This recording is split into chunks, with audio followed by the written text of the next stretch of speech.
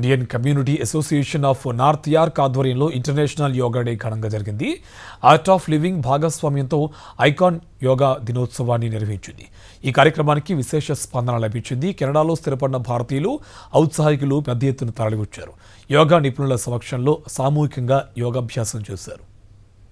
Indian community association of north York icon మరియు ప్రపంచ ప్రసిద్ధి చెందిన ఆధ్యాత్మిక సంస్థ ఆర్ట్ ఆఫ్ లివింగ్ సంయుక్తంగా కెనడాలో జూన్ 21వ తేదీన అంతర్జాతీయ యోగా దినోత్సవం ఘనంగా నిర్వహించింది.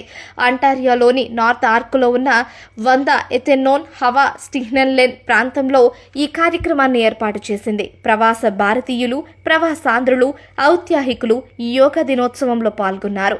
ప్రముఖ యోగా నిపుణుల ఆధ్వర్యంలో యోగా సాధన చేశారు. యోగాసనాలు, ప్రాణాయామం, సూర్య నమస్కారం వంటి ఆసనాలను సాధన చేశారు.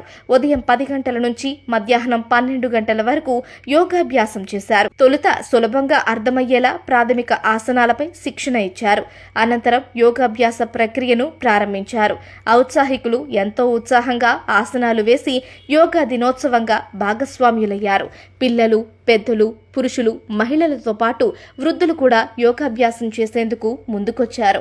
ఆహ్లాదకర వాతావరణంలో జరిగిన యోగా దినోత్సవంలో అన్ని వర్గాల ప్రజలు ఉత్సాహంగా పాల్గొనడం ఈ కార్యక్రమానికి మరింత ఊపునిచ్చింది. యోగా దినోత్సవం కేవలం శారీరక వ్యాయామంగా కాకుండా భారతీయ సంస్కృతి మరియు వారసత్వాన్ని కెనడాలో చాటి చెప్పేలా సాగింది.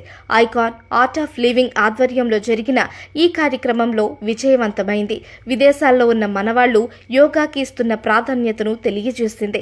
అనంతరం యోగా ఔత్సాహికులు తమ అభిప్రాయాలను పంచుకున్నారు.